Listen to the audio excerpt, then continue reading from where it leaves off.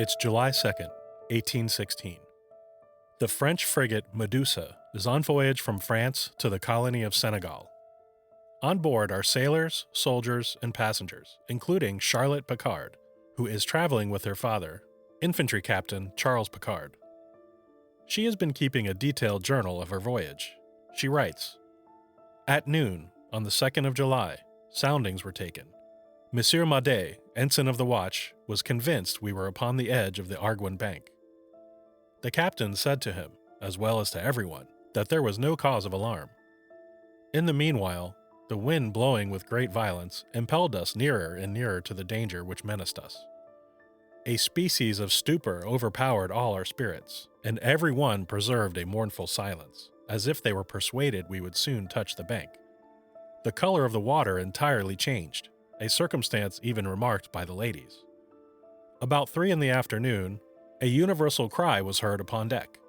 All declared they saw sand rolling among the ripple of the sea. The captain, in an instant, ordered to sound. The line gave 18 fathoms, but on a second sounding it only gave 6. He at last saw his error and hesitated no longer on changing the route, but it was too late. A strong concussion told us the frigate had struck.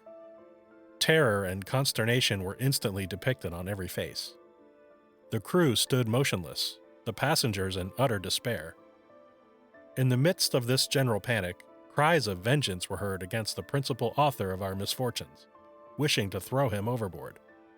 But some generous persons interposed and endeavored to calm their spirits by diverting their attention to the means of our safety. The confusion was already so great that Monsieur Poinsignon, commandant of a troop, struck my sister Caroline a severe blow, doubtless thinking it was one of his soldiers. At this crisis, my father was buried in profound sleep, but he quickly awoke, the cries and tumult upon deck having informed him of our misfortunes. He poured out 1,000 reproaches on those whose ignorance and boasting had been so disastrous to us. However, they set about the means of averting our danger. The officers, with an altered voice, issued their orders, expecting every moment to see the ship go in pieces. They strove to lighten her, but the sea was very rough and the current strong. Much time was lost in doing nothing. They only pursued half measures, and all of them, unfortunately, failed. The Raft of the Medusa, today, on Shipwrecks and Sea Dogs.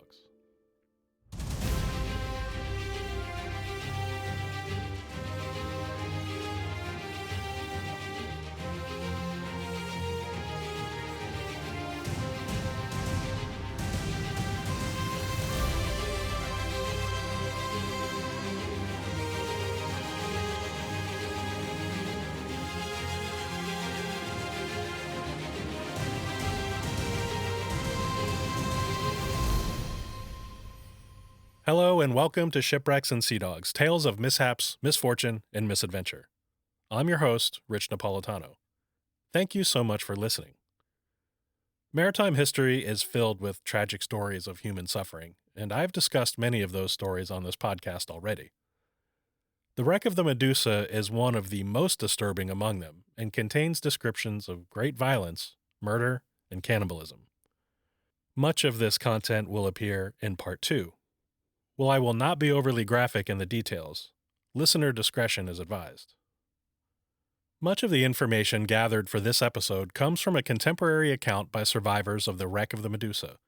Ship surgeon Jean-Baptiste Henri Savigny and engineer Alexandre Correard published their shocking account titled Narrative of a Voyage to Senegal. Charlotte Picard published her account in 1824 entitled The Sufferings of the Picard Family After the Shipwreck of the Medusa in the Year 1816.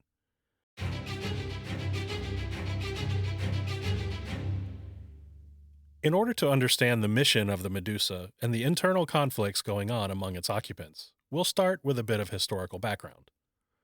Starting in the year 1109, the English and French were engaged in war with each other for the better part of 900 years.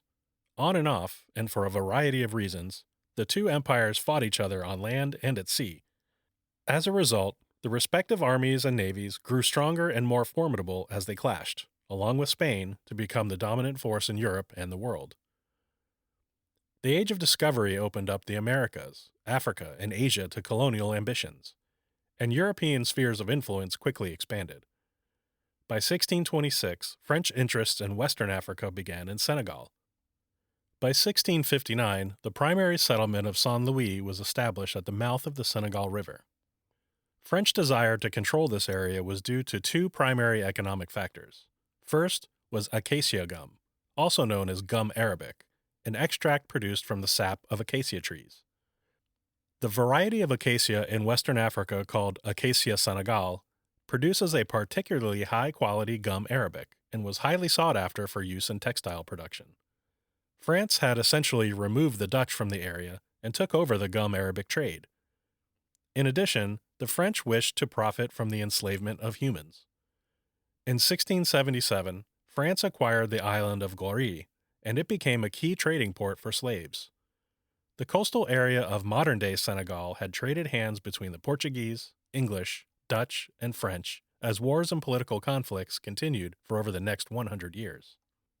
During the French Revolution, which began in 1789, the nobility and the aristocracy of the Ancien Regime, or Old Order, largely remained loyal to the Bourbon monarchy. To escape the terror of the bloody revolution led by Maximilien Robespierre, these anti-revolutionary nobles called émigrés sought exile in other lands, with some actively plotting against the revolution.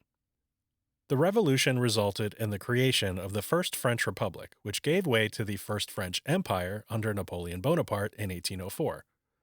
When Napoleon was defeated and exiled to the island of Elba in 1814, the Bourbon monarchy under King Louis XVIII was restored. But Napoleon escaped, aided by his loyal soldiers, and landed in the south of France in 1815.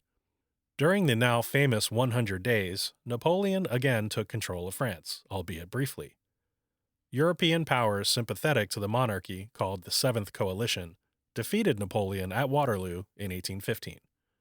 Napoleon was again exiled, this time to the remote South Atlantic island of St. Helena, where he remained until his death in 1821. With Napoleon permanently out of the way, King Louis XVIII was reinstalled as King of France, and the émigrés were welcomed back by the king. In return for their loyalty, Louis gave control of the military to his faithful nobles, appointing them as naval and army officers, regardless of skill or experience.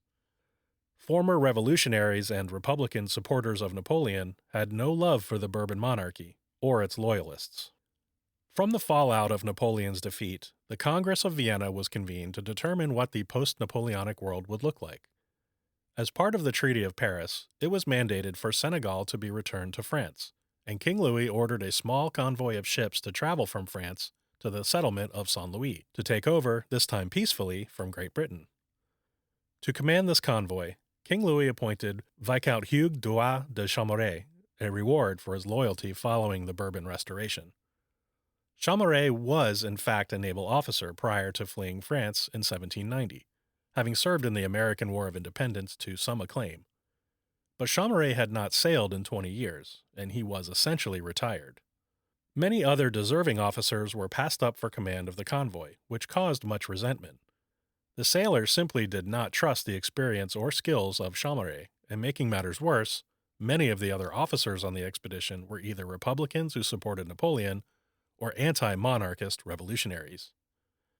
They viewed Chaumareix as nothing more than a useless political appointee and a crony of the Bourbon King Louis XVIII.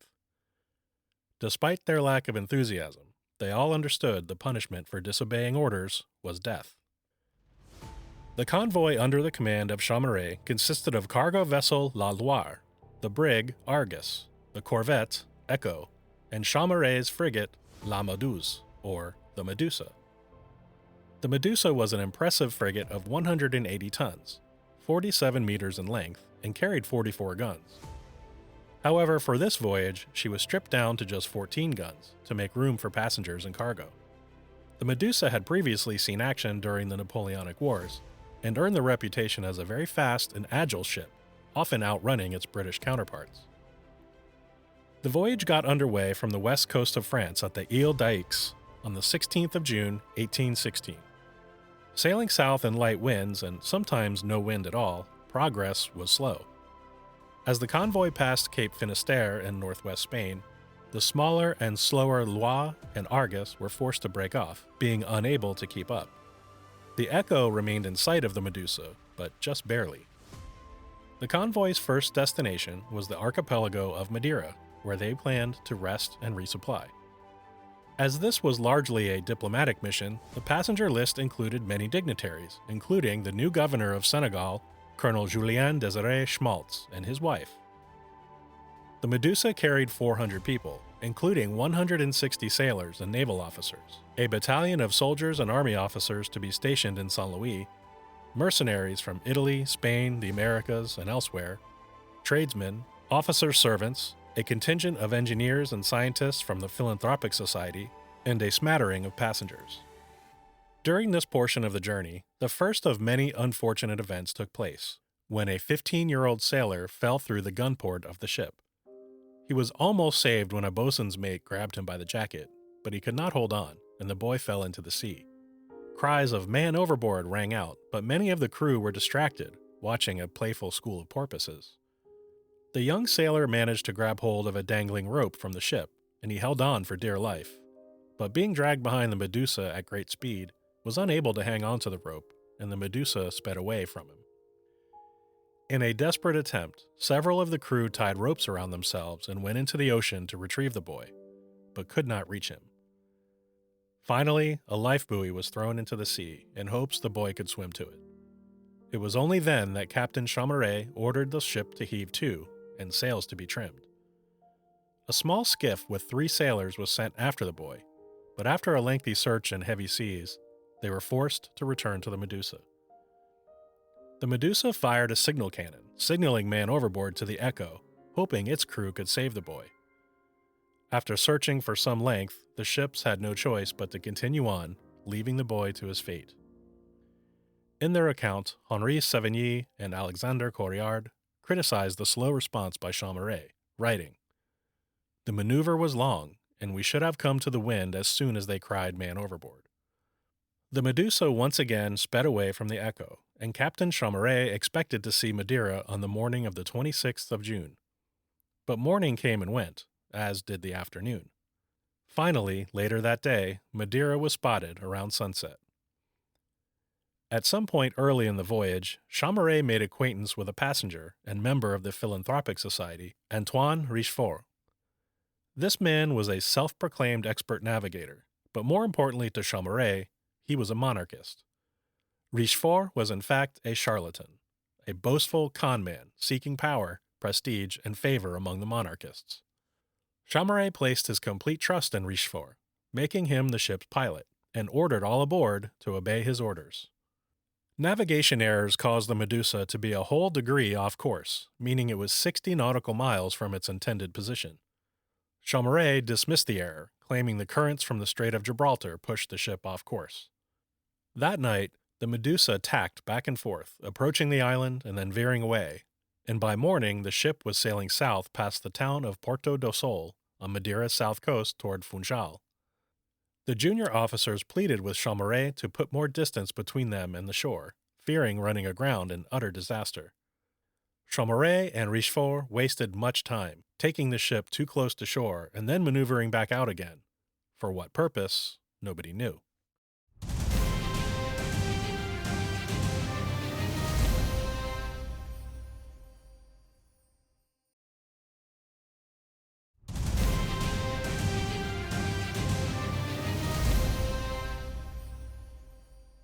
As the ship continued on, drawing closer and closer to land, they were in lee of Madeira and lost their wind. Without wind, the ship was at the mercy of the currents, which threatened to push the Medusa on shore. Lieutenants Jean-Baptiste Espiau and Joseph Renaud had some heated words with Chameret regarding the safety of the ship, and finally the captain consented to seeking deeper waters. Gaining new wind and sailing at 8 knots, Chameret decided against stopping at Madeira for supplies, and instead would proceed for their next stop at Tenerife. Those on board watched wistfully as the lush and exotic island of Madeira faded into the distance. By the morning of the 29th of June, the Medusa sailed into the misty bay of Santa Cruz at Tenerife. Lieutenant Renaud, Ensign Laferriere, and Midshipman Sander Rang led a party to go ashore to the settlement of St. Croix, but they languished for hours in the scorching sun as the necessary arrangements were made to receive them. The men could hear the bells tolling incessantly on the island as residents of Tenerife celebrated the feast of St. Peter. At long last, the party was brought on shore and introduced to Governor Don Pedro de Rodriguez. After exchanging pleasantries, the men went about their business of acquiring fresh supplies for the remaining journey. The men were tempted by the invitations of Tenerife's young ladies to stay ashore longer, but ultimately returned to the Medusa by late afternoon. Governor Schmaltz wished to arrive at Senegal as soon as possible to start his work, and was pressing Chaumaret to make haste. While the men were ashore purchasing provisions, the Echo arrived at Santa Cruz Bay, and its captain, François-Marie de Venancourt, boarded the Medusa. Venancourt was himself a monarchist, but unlike Chaumaret, he was an experienced and skilled navigator. Venancourt was disgusted by Chaumaret's trust and reliance on the braggart Richefort. Nevertheless, Richefort was essentially serving as captain, and he insisted it was too dangerous to remain anchored in the bay. He barked orders to the crew to once again tack back and forth, senselessly, in and out of danger. Charlotte Picard wrote of this, saying, Richefort gave these orders, quote, for no other reason than to show that he knew how to make the necessary maneuvers to tack. Every moment, we came, we went, we came back again. We drew near to reefs in order to defy them. All this went on so long that after a while the sailors refused to obey the scheming pilot, saying loudly that he was nothing but a vile impostor. These antics by Richefort prompted more complaints from officers, but Chaumaret would hear none of it, and denounced their complaints as mutiny. Miss Picard, taking note of Chaumaret's unease as a commander, wrote that he, quote, was without a doubt relieved to have someone else doing his job. Despite the protests, the captain once again ordered all crew to obey Richefort. The Medusa and Echo got underway once again for Senegal, sailing south-southwest. Many on board began to complain of headaches, which was no doubt from the blistering sun almost directly overhead as they moved through the tropics.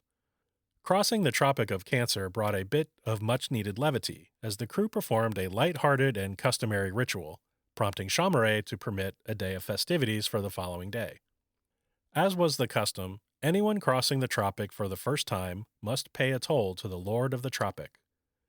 Sailors dressed as priests ceremoniously dunked all first-timers in the baptismal vat, going easier on the passengers.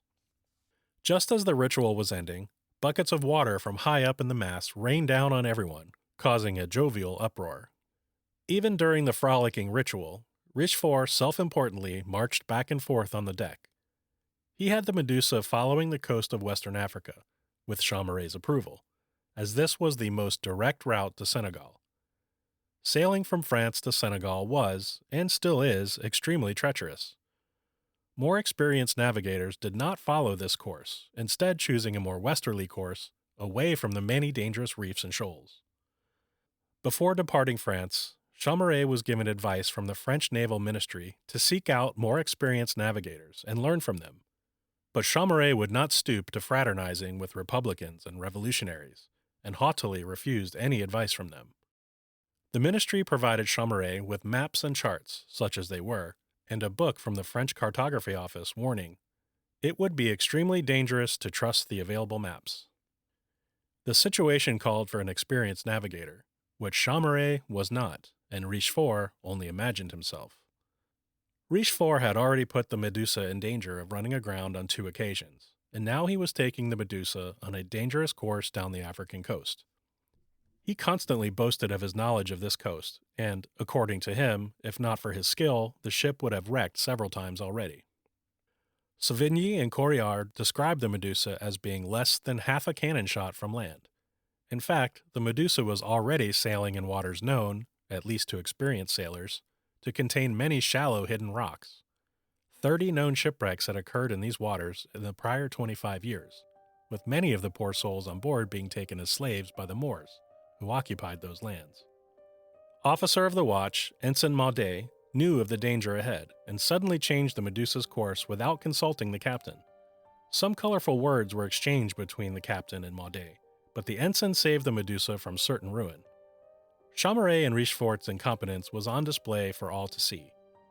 Just earlier that morning, Chaumaret mistakenly identified Cape Barbas, hours before the ship actually reached the cape, which was clearly recognized by more experienced sailors. Although the Loire and Argus had broken away from the convoy many days prior, the Echo and Medusa continued south-southwest, staying within sight of each other. At first, the Echo was off the Medusa's stern on the port side. Throughout the night of the 1st of July, Captain Venancourt continually lit 2 lanterns, signaling its position to the Medusa. But the Medusa failed to send any signals in return. Around midnight, the Echo overtook the faster frigate, or so it appeared. It would not have been possible for the slower Echo to overtake the Medusa. Venancourt was taking the Echo more to the west, to safer waters, while the Medusa was taking the faster but treacherous southerly course. The ships drifted farther and farther apart, but Venancourt continued sending signals into the morning of July 2nd, even sending up a flare. Still, he received no response from the Medusa.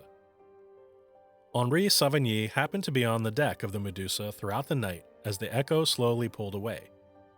Savigny was witness to the lack of communication on board when the officer of the watch, Ensign Chaudier, failed to notify the captain when contact with the Echo was first lost. At midnight, Lieutenant Reynaud took over the watch. When he later spotted a light from the Echo, Savigny was again baffled by a failure to communicate this news to the captain. Finally, at 3 a.m., contact with the Echo was lost for good.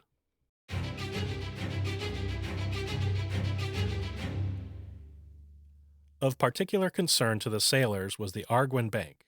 This is a massive offshore sandbank under shallow waters and notorious for many shipwrecks. The sailors and officers were aware of the danger, but did not trust their captain or the impostor Richefort to take notice. The common navigation instruction for reaching Saint Louis was to spot Cape Blanc and then sail 60 miles on a south-southwest course, followed by a south-southeast course right into Senegal. Navigating in this manner would avoid the Arguin Bank and keep ships safely away from danger. The officers and crew of the Medusa had no faith in their captain to follow this advice, and so they hatched a scheme to trick Chaumaret into believing the Cape was farther off to the south. If they could dupe him, he would take the Medusa further south-southwest and away from the Arguin Bank. A number of officers woke the captain from his sleep, pointing to what they were claiming was Cape Blanc. Ironically, Chaumaret had believed he already spotted Cape Blanc earlier that day, just as he did with Cape Barbas.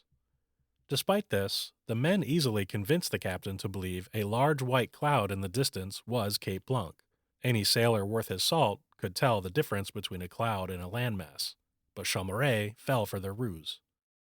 While they fooled the captain, Richefort's arrogance put a wrinkle into their plans.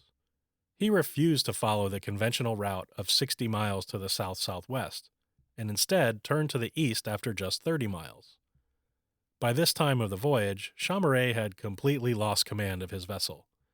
His junior officers were purposely tricking him, and a civilian passenger had effectively taken over his command.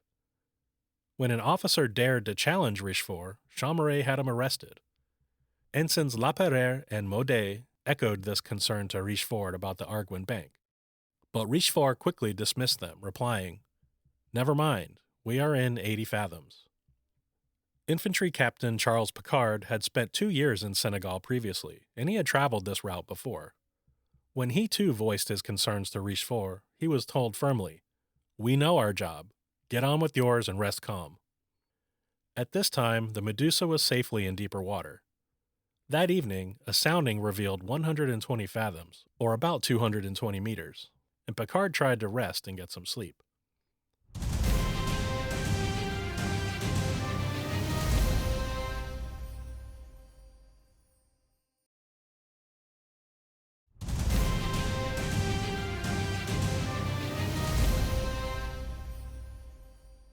By morning, conditions had noticeably changed. Even civilian passengers noticed the change in the water color from a deep blue to light green, and schools of fish could be seen, indicating shallower water. Another indication was the large quantity of kelp they were seeing on the surface of the water. Concern grew among virtually everyone on board, except Chaumaret and Richefort. By midday of July 3rd, the water had become quite clear, indicating extremely shallow water. Ensign Maudet and Midshipman Rang took over their shift on the watch at noon, and they were convinced the ship was doomed. They knew they were heading straight for the Arguin Bank, and also that Chaumaret and Richefort would not change course. The water had become so shallow that sand was being churned up in the water and was clearly visible to observers on the ship. Still, they continued on. Water temperatures had been regularly taken during the voyage, and it was discovered the water had increased in temperature by 4 degrees over the last 4 hours. This was, again, an indication of shallow water. A sounding proved they were in just 18 fathoms of water now. Finally, Chaumaret gave the order to steer a bit more to the west. The tension on board was palpable, as almost everyone fell silent, awaiting their fate. When another sounding was taken, it revealed just 10 fathoms, then 6 fathoms. Just then, a scraping, grinding sound could be heard, and the ship horrifyingly shuddered and slowed. Sailors and passengers alike were stricken with terror. They were, as they feared, running aground in a most inhospitable place. The Medusa's keel scraped across the rocks below one final time, and after a big forward lurch, came to a sudden halt, stuck fast on the sand of the Arguin Bank. Chaos erupted, with officers shouting orders to get the ship refloated. Passengers shrieked and cried in horror, some voicing their displeasure with the captain and Richefort. All the pent-up frustrations and politically motivated angst began to erupt. Captain Chaumaret sat in stunned silence. He had given away his command to an incompetent fool, and allowed this man to wreck his ship. Ensign Laperere rushed to Richefort, shouting, "You see, sir, to what your obstinacy has brought us. I had warned you of it." Throughout the remainder of the day, a confusion of activity took place on board. As different groups of men and officers failed to coordinate with each other, all efforts to get the ship afloat were ineffective, and emotions were running high. Fearing the worst, some attention was given to the ship's longboat, which was in desperate need of repair. After assessing its condition, the boat was recaulked and sealed to prepare it to take on passengers. Running aground was not uncommon, and experienced sailors had the knowledge and skills to often refloat their ships. The officers were hopeful the Medusa was grounded at low tide, and that high tide would free them. But they had been grounded at high tide, and the ocean would not raise their ship any higher than it already was. The crew placed a kedge anchor into the longboat, and then dropped at a distance away from the ship. A kedge anchor is used to help pull a ship into deeper water in situations just like this. But the kedge anchor did not help pull the ship free. Another attempt was made farther away from the ship, but the anchor wouldn't hold, and the Medusa remained where she was. The heavier bower anchor was also on board, but only the governor's barge could carry its massive weight. This barge, however, was in disrepair and required time to caulk, seal, and reinforce it, and empty barrels were attached to provide it with greater buoyancy. When the bower anchor was finally dropped, the water was so shallow that it did not fully submerge. The effort was fruitless. To prevent the ship from further listing over, the ship's topmasts were dismantled and thrown into the sea. In such situations, it was common to push the heavy guns into the sea to lighten the ship significantly. Chaumaret absolutely would not allow this, claiming the ship would be defenseless, and he would not abandon the king's property. By nightfall, activity ceased, and everyone settled in to try and get some rest. By morning of July 3rd, it became clear that they would have to abandon the ship and seek the shore of Africa on the ship's boats. Richefort had by now been ridiculed and disgraced by the crew, and he mostly kept quiet. Chaumaret was still in a stupor and utterly useless. Governor Schmaltz filled the power void and began taking control of the situation. Schmaltz was a man of changing loyalties, and throughout his career tended to side with whomever gave him an advantage. He was perhaps not a loyal monarchist or a staunch Republican, but he did wish to survive. Schmaltz arranged for a ship's council, and ideas were presented for the evacuation of all crew and passengers. The ship's boats were not in good condition, but it was suggested to ferry the passengers and crew to the coast, making multiple trips. Once on shore, they would walk to the settlement of St. Louis, and hopefully have safety in numbers. Others thought the most seaworthy boats should be sent to Senegal to get help. Ultimately, it was the plan from Governor Schmaltz that was accepted.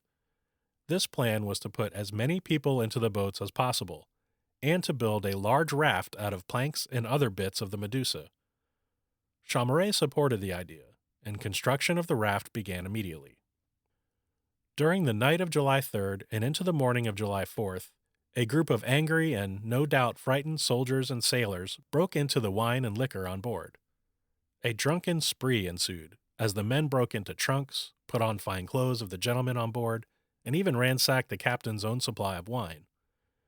Others on board fearfully watched and listened to the band of unruly men break into the provisions of food and wine, causing everyone else to grab what they could out of fear of starving. When daylight broke on July 4th, Ensigns Laperere and Maudet wished to make another effort to refloat the ship using the kedge anchor. Before doing so, they asked permission to lighten the weight of the ship again by dumping all unnecessary items overboard. Governor Schmaltz did not allow them to do so, fearing the loss of their food and valuables. The attempt to refloat the Medusa was not successful, and a depressing anxiousness settled over the ship. Of these efforts, Corriard and Savigny wrote, "Only half measures were adopted, and in all the maneuvers, great want of decision prevailed." Construction of the raft continued non-stop under the leadership of Lieutenant Espiau. The raft was a crude crisscross of different lengths of planks and logs, and whatever could be salvaged from the Medusa. A small raised deck was built in the middle of the raft to serve as a quarterdeck of sorts. The bow and stern of the raft were flimsy and not strong enough to support the weight of any passengers, and the railings were only 15 inches high. The raft was built quickly and fell far short of being anything remotely seaworthy. Schmaltz made a promise to all on board that the raft would be towed by the 5 largest of the ship's boats, and they would all travel together on foot to Senegal. Next came the difficult decision of deciding who would be placed in the boats and who would be relegated to the raft. An infantry lieutenant, Anglas de Praviel, later wrote of this, claiming Schmaltz and Chaumaret had already established places for themselves on the largest and safest boats. All of the naval officers and most of the sailors were assigned to the boats, while the soldiers and their officers were assigned to the raft, along with a handful of sailors and other passengers.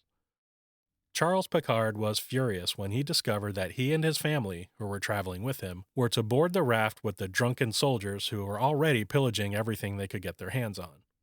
Eventually, Schmaltz gave in and promised Picard they could be placed in one of the boats. During the night of July 4th, the weather worsened and the seas became violent, ending a relatively calm night of rest for those on the Medusa. The waves bashed the hull of the ship in steady jolts. The ship groaned and creaked as its hull struggled to withstand the pounding. Soldiers of the Africa Battalion on board became suspicious of being abandoned in the middle of the night by the sailors, and they gathered on the deck.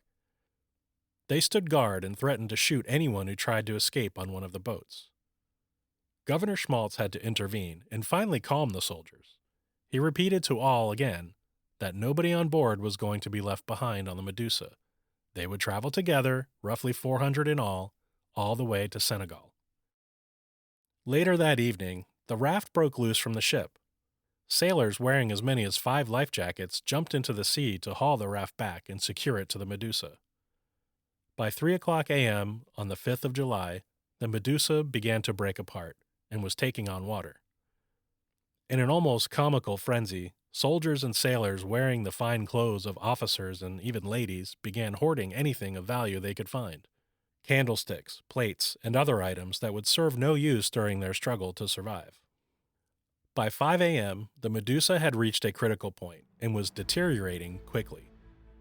Governor Schmaltz had no choice but to order the evacuation of the ship into the boats and the raft. He had carefully planned this evacuation, with a list of who would embark in each boat, who would be on the raft, and the amount of provisions to be loaded in each boat. But as chaos and panic swept over the ship, barrels of supplies were carelessly tossed into the sea. Soldiers pushed their way to the raft first. Infantry officers supervised the soldiers and refused to allow them to bring any looted items or their weapons onto the raft. Charlotte Picard wrote of this, saying, "Whose brain seemed severely affected, mounted on the bulwarks as if on a horse, and, armed with 2 pistols, threatened to shoot anybody who hesitated to descend." After just 40 soldiers had boarded the raft, the men were standing in knee-deep water. the hastily built raft was already struggling to stay afloat under the weight. In a panic, barrels of much-needed supplies were rolled overboard to lighten the raft. With over 100 people still to board, it became clear that the raft would remain partially submerged, providing for quite a miserable experience. Only 2 tubs of wine and 2 containers of water were left for the 147 people who embarked on the raft. When a 25-pound bag of flour was thrown to them from the Medusa, it landed in the water. Although quickly retrieved, it was now a disgusting paste of flour and salt water. Those on the raft were crammed into every inch of space available. Correard shouted to Lieutenant Reynaud on the Medusa, asking, "Are we in a condition to depart? Have we instruments and charts?" Reynaud assured him everything they needed was on the raft.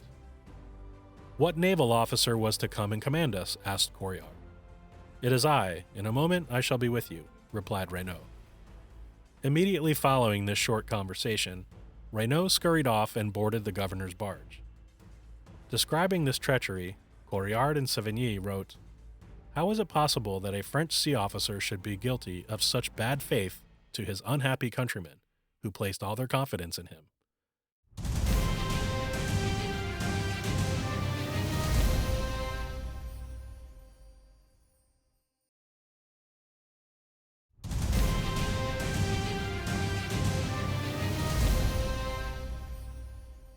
Charlotte Picard looked on from the deck of the Medusa as the governor's wife and daughter were lowered into the barge, and then finally the governor himself was lowered down in a chair.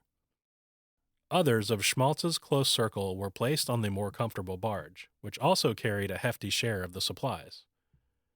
The barge meant for 50 people was carrying just 36, and easily could have taken on more.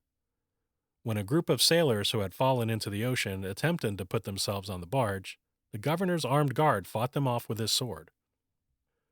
Charles Picard and his family stood on the deck of the Medusa as they watched the governor's barge and other boats sail off. The governor's barge circled the Medusa, and for a moment the family believed it was coming back to allow them to board. But their hopes were dashed when the barge continued on, with Chaumeret callously saying the family would be too much of a burden.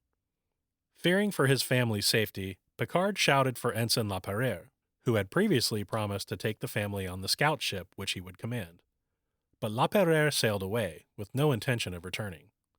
When a small skiff pulled alongside the Medusa, Picard begged the sailors to allow his family to board. When his request was denied, Picard grabbed a rifle and threatened to start shooting if his family wasn't permitted to board. Finally, Picard and his 8 family members entered the skiff, but the sailors made them toss all their possessions into the sea. Captain Chaumeret stood helpless aboard the Medusa while the boats and raft were loaded.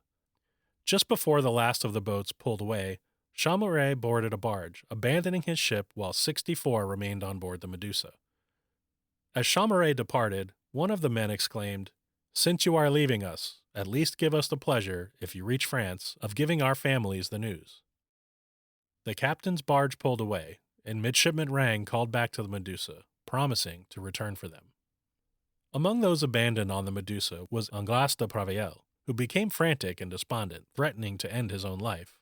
Another infantryman, filled with rage at those who betrayed them, raised his rifle to take a shot at Chaumeret, but his aim was thwarted by a man named Rabaroust, who was incidentally a stowaway on the Medusa. Chaumeret got away safely on his barge, commanded by Midshipman Rang, followed by Ensign Maudet in the Senegal boat, Ensign Laperriere in the scout boat, and the governor's barge, commanded by Lieutenant Reynaud, was at the rear. The 4 boats were tied together, and tow ropes from each were connected to the overcrowded and half-submerged raft. Shouts of "Vive le roi! Long live the king!" came from the raft, and a small white bourbon flag on the end of a musket was hoisted from its small raised deck.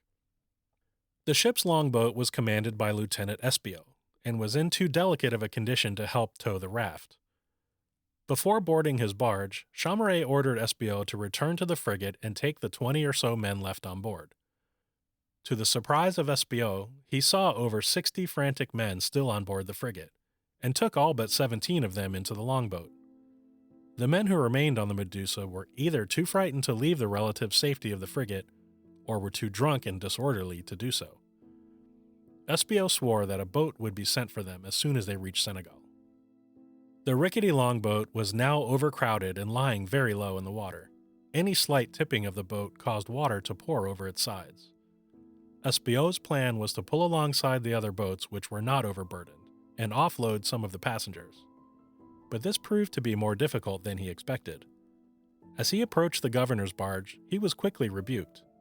Governor Schmaltz himself refused to take anyone on board, claiming he had already taken too many.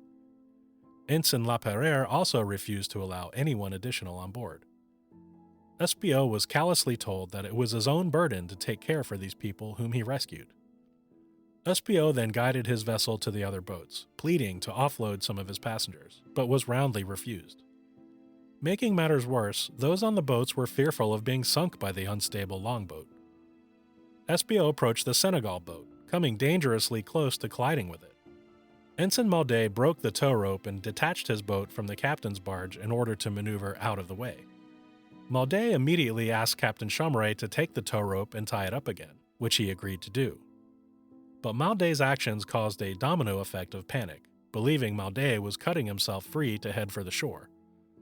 Lieutenant Renaud on the governor's barge suddenly began hacking away at the rope towing the raft. Chaumaret called out, "What are you doing?" Renaud deviously replied, "The tow rope was not let go from my boat, but from that behind me." Chaumaret ordered him to regain hold of the rope. But Renaud answered, "We forsake them." Incredulous, Chaumaret exclaimed, "We didn't hear you." The response was repeated, "We forsake them." Men on the longboat, seeing this cruelty unfold, took aim to fire on the governor's barge, but Lieutenant Espiau defused the situation. Those on the raft watched in horror as Renaud, then the others, cut away their tow ropes. They cried out, "They are abandoning us," and panic overcame them.